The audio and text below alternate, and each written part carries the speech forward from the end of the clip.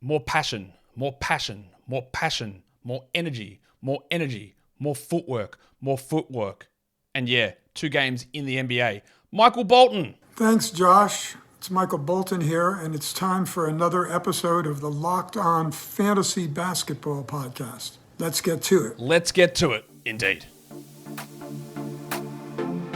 You are Locked On Fantasy Basketball, your daily fantasy basketball podcast, part of the Locked On Podcast Network.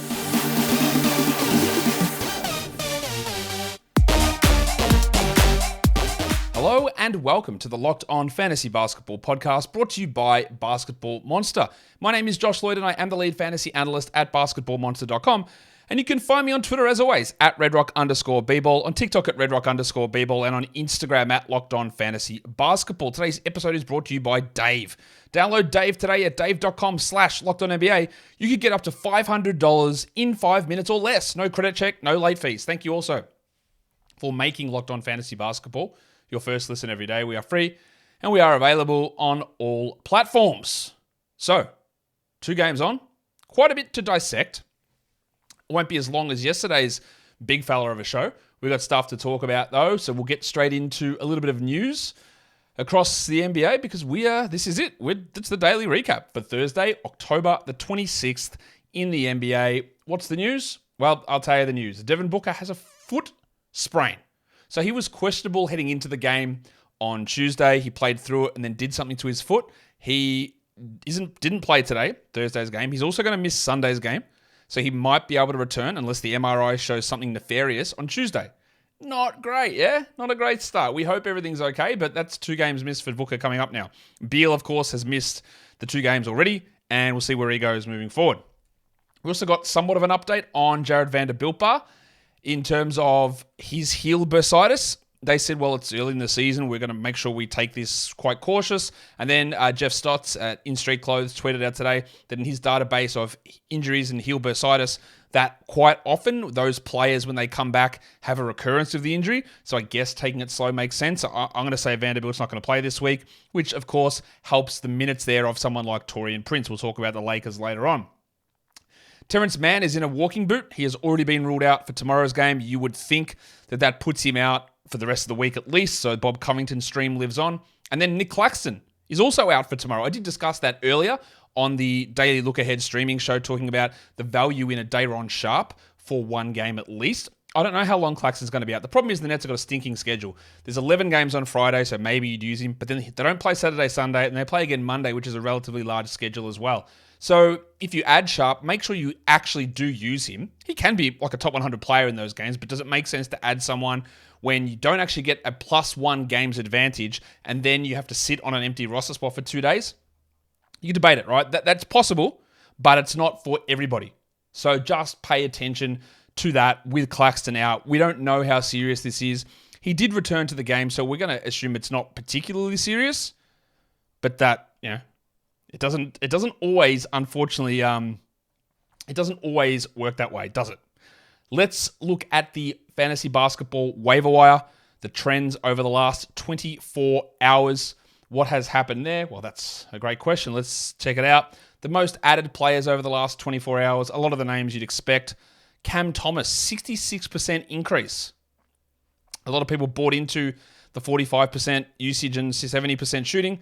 Of course, you shouldn't buy into that, but his role as a scorer will be strong. He will have a good usage. He just is going to be incredibly up or down. And I think if you looked at the second half of that game against the Cavs in isolation, we wouldn't be looking at 66% roster ability or an increase in roster rate. We wouldn't. We saw what he did in the first half. That was great. And then Jacques Vaughn went, nah, we're not going to play in the second half, which is a little red flaggy, but adding him is okay. The second guy is Max Strus, up 65%. And I can guarantee you, when I look at these numbers tomorrow, one of the highest adds is going to be Kelly Oubre, because this is the thing.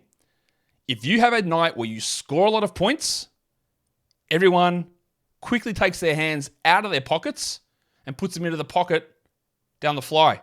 Really gets excited about it. Because that's what people love. Man, look at the scoring. Ignoring some of the fact that it comes on 70%, 80%, 60% shooting. And we'll talk about Oubre later on, but yeah, is it possible that Thomas, Strus, and Oubre all just dropped their best performance of the year in game 1? I would think it's really possible. But as soon as we see a big scoring number, it's an immediate grab. Even if there's absolutely no way of it even maintaining within 75% of that number. Doesn't matter. They're fine. Jalen Johnson's a much better ad. 49% up. Cool. He should be grabbed everywhere. Torian Prince up 29% and Josh Okogie up 22%. That is more in line for streaming today, I hope. I don't think there's long-term value in those guys, but streaming today is no worries. And then the last one, Kentavious Caldwell-Pope up 12%. He was very, very good opening night. I still think that I would rather use somebody else in that roster spot than him, but I'm not going to completely dismiss the chance of him being useful there. We have seen KCP play for years and years and years and not really be a consistent top 100-ish sort of a player. So, yeah, it was great. Whether it sticks or not, don't know. What about the top drops over the last 24 hours? Who were those guys? Well, the most dropped player was Taylor Horton Tucker, down 21%. Totally reasonable. Took people one game to go, yeah, shithouse. But, interestingly enough, every time I talk Taylor Horton Tucker, man, why do you hate the guy so much? Can't go without criticizing him. It's more just to provide perspective. When I say that I'm drafting him and that I'm adding him, it's for the short term because I don't think he's good enough to hold the job. Now, I've got him in like 3 of my 8 leagues, and I haven't dropped him yet. But I'm real bloody close. I'm real close. And I grabbed Keontae George wherever I could. Just because I don't think it's going to be that long. I don't think it's going to be straight away, and Horton Tucker could very easily bounce back.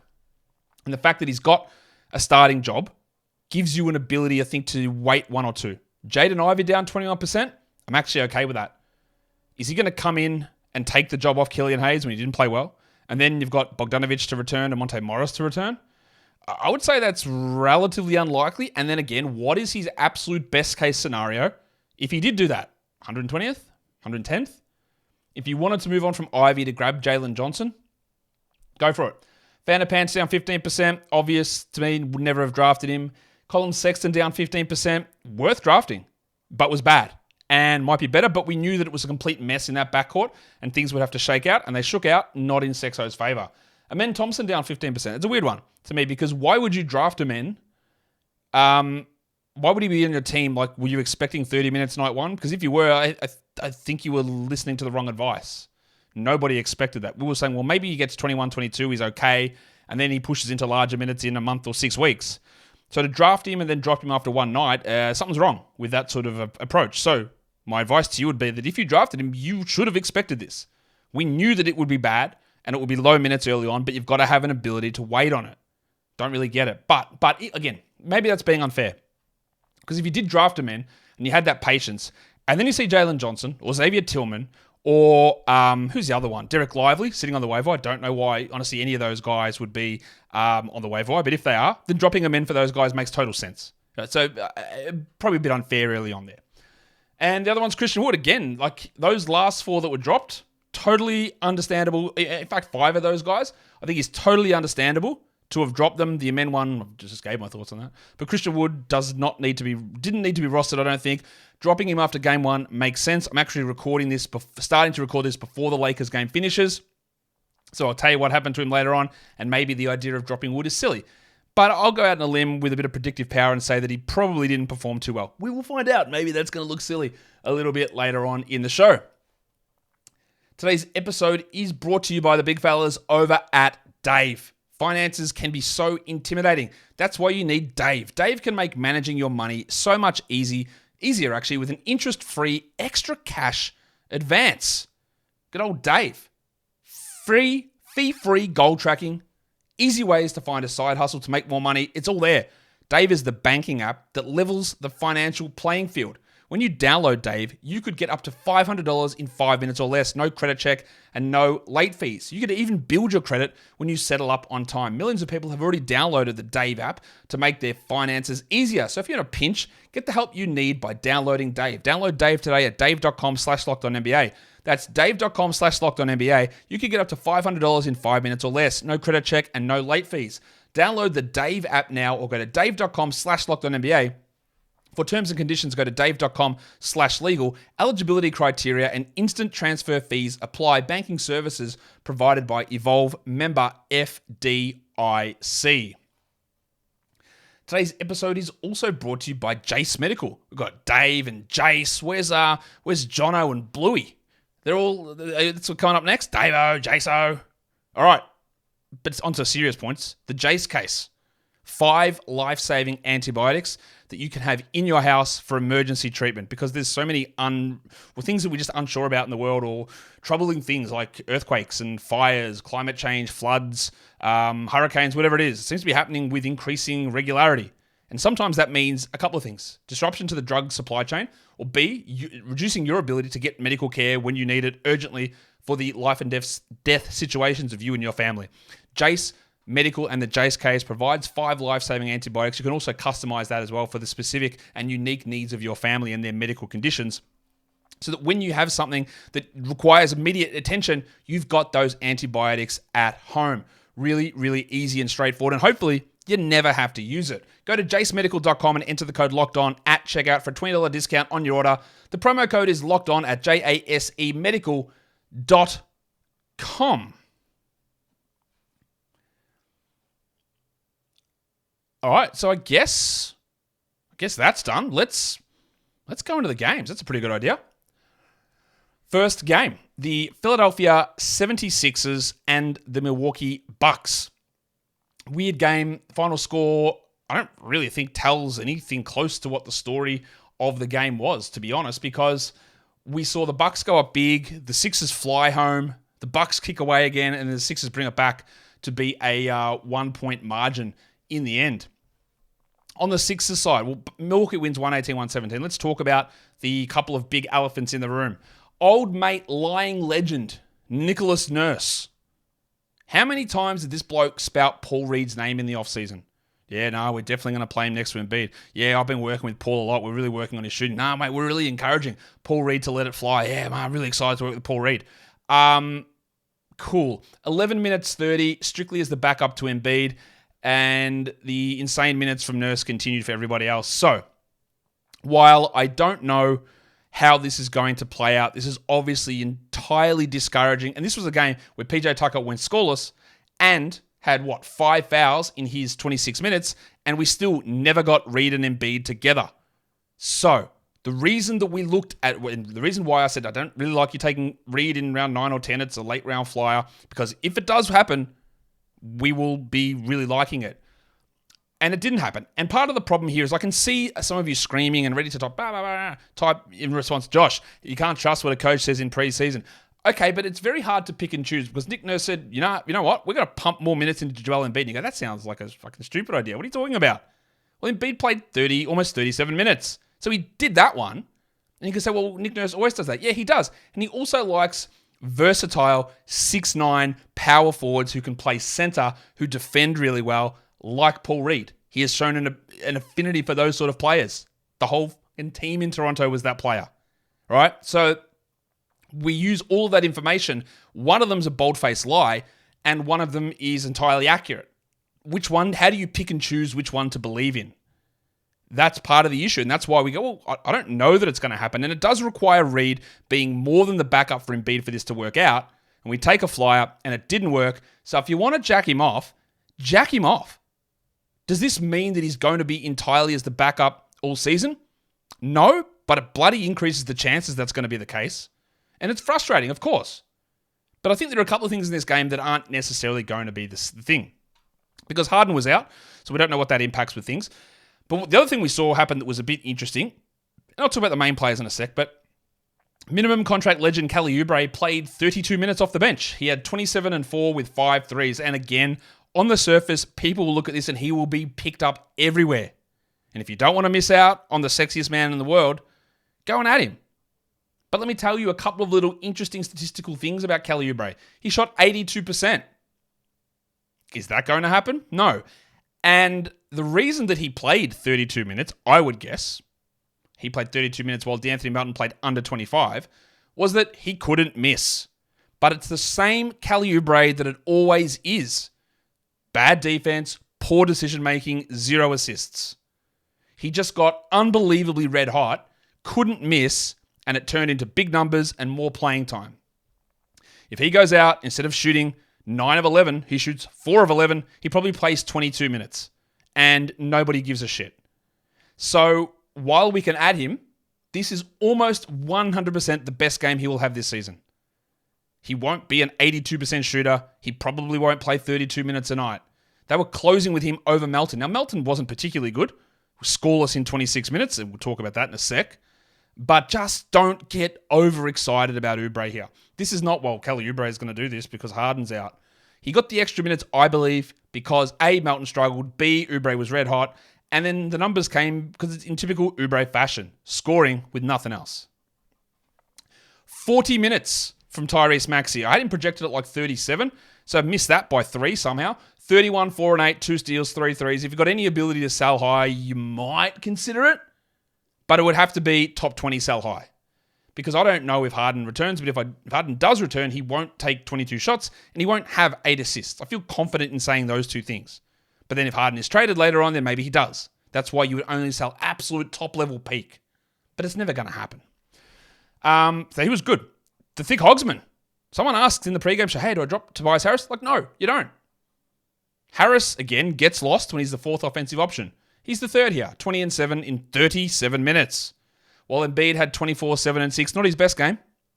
In fact, Embiid was only 3 of 8 from the line, which hurts a lot. I guess you've got to punt free throws with Embiid. You don't. I'm joking, please. And 43 from the line. But don't panic about that. As for Melton, 10 points, 4 assists, 2 steals, 30% shooting.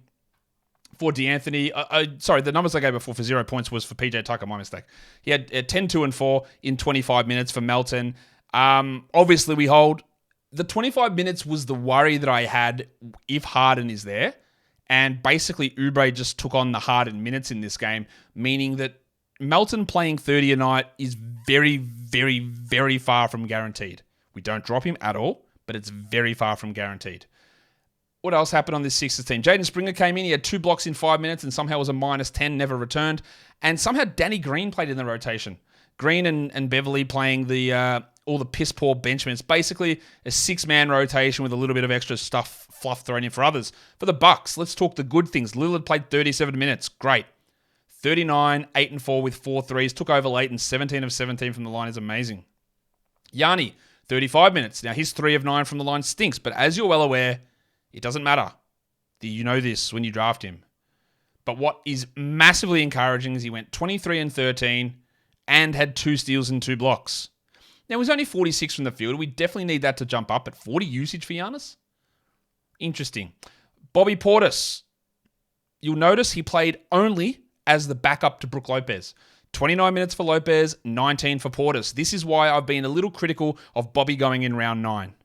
It's like I don't see the path unless there are injuries. He had 10 and 6. They're not bad numbers, but only a backup center. While Lopez had no blocks and 13 points with 3 threes. Beasley got 31 minutes as a starter, had 5 points with 2 steals. You're only using him as a 3 streamer. And Jay Crowder, 27 minutes for Jay, Gennaro Gattuso, says that maybe sometimes he's good and sometimes he's shit. Well, I'd say maybe he was in the middle here. 9, 4, and 2 with 2 steals for Jay. Don't overreact. But should we overreact to Chris Middleton? They said he was going to be on somewhat of a minutes limit, but he played 16 minutes and then just didn't come back he didn't come back at all. I think he came out midway through the 3rd, then never returned. I hope, and I'm going to go double check to see if there's any news on it. As I'm recording this, I can't see anything. No flare-up, I'm hoping. It's weird. He had 6, 3, and 4. His numbers were actually okay, and 2 steals. Just didn't play. Hold. Beauchamp was in the rotation, didn't do much, and Connaughton had 7 points in 20 minutes. Campaign only the 9 minutes with Lillard playing 37. So if you invested in Lillard in round 1, you'd be pretty happy. If you invested in Giannis in round 1, I think you'd be pretty happy. If you took a pick on Brook Lopez in the 80s or 90s, okay. We all sort of understood he wouldn't be the same as last season, but we're not completely ruling that out. And with Middleton, you're a bit worried, but you shouldn't be too worried. He's not going to play 16 minutes a night here as we move forward. Today's episode is also brought to you by PrizePicks, the largest independently owned DFS platform in North America. It's the easiest and obviously the most exciting way to play daily fantasy sports. It's just you against numbers. They put the projections up and you just look at it and go, more or less. No salary caps, no putting lineups in against professionals with thousands of spreadsheets. Projections, more, less. 4 things. We can all figure that out. It is so easy to do. You can make your picks and submit your entry in less than 60 seconds and quick withdrawal, easy gameplay, an enormous selection of players and stat types is what makes PrizePicks the #1 daily fantasy sports app. Go to prizepicks.com/LockedOnNBA and use the code LockedOnNBA for a first deposit match up to $100. That's prizepicks.com/LockedOnNBA. The code is also LockedOnNBA, and you get that first deposit match up to $100. Let's get into the final game, the second game of the day. The Lakers get the victory over the Suns. Not a huge surprise given the absences there in Phoenix. 100-95. We'll start with the Phoenix side. There was no Devin Booker and there was no Bradley Beal. So it was Eric Gordon that got the call up. He played 30 minutes. The shots just aren't falling for Gordon, but he took 16 of them. So that's interesting. Look, we're not going to use him when players are healthy. We're pretty confident of that. But he did have 16 shots, 15 points, 30 minutes. Very empty otherwise. Grayson Allen played 35 minutes and had 6 points. Now, 6 rebounds and 4 assists are okay. It's not a dreadful, dreadful night, but we're not using him. The other one we wanted to watch was Jordan Goodwin, and he played a lot, 30 minutes. He is a guy that can generate really interesting fantasy stats. 14, 6, and 2 with 2 steals. The problem being that he shot 40 from the field and 1 of 3 from the line. But as long as Booker and Beal are out, and Booker is out at least one more, and maybe Beal's out one more, Goodwin is going to be usable on Saturday with a low volume of games. Same with Okogie, who I don't think maintains 12-team value long-term, but if those guys are out, he's going to have to do more. 10 and 8 with 2 threes, 3 assists and a block. He's not fantastic, but it's usable. Well, I better talk about Durant. They needed 39 minutes from Durant. 39 and 11, a triple one. Not that great from the line, but he got there a lot, 77%. And overall, not much else going on. Watanabe was not able to continue his good game from the last time out. Nasir Little played 13 minutes and Eubanks struggled 2, 4, and 2. For the Lakers, some changes in their rotation. Let's start with the big fella himself, LeBron James, who's on a 30-minute limit. Of course, that means he ended in 35, playing 35 minutes and played the final, I think, 15 minutes of the game. So I guess that minutes limit was dead. Cool. What does that mean? 21, 8, and 9, 2 steals, 2 blocks. He was actually fantastic down the stretch. While AD played 39 minutes and had 30 and 13, 3 steals, 3 blocks, 59 from the field and 9 of 10 from the line. We know that Davis was fairly heavily criticized in the second half of that game against Denver, but he was really strong here. And it was another solidish outing from D'Angelo Russell. 14, 4, and 5, 2 steals and a block. Now, he didn't shoot well, but he's getting a lot of minutes, and that meant that it wasn't as good for old mate Austin Reeves. Taylor Swift's ex had 10 points in 28 minutes and ceded minutes to Gabe Vincent. It wasn't that he was horrible in terms of shooting, 57%. He just wasn't playing very well, and he had a really poor plus-minus, and I think that led to Darvin Ham going away, minus 11 for Reeves. That meant Vincent played 35 minutes, which is more than D'Lo. Last game, it was like 36 D'Lo or 35 D'Lo and 22 Vincent. So a big change up here. Now, he only had 7 points on 30% shooting, but 6 assists and 3 steals. We sort of wanted to see what would happen with Vincent and Russell. How would the minutes go? If Gabe Vincent's playing 35 minutes, we have to be somewhat interested. We're not. Yeah, like he did it here. I'm not rushing to add him, but he's at least a little bit on the radar.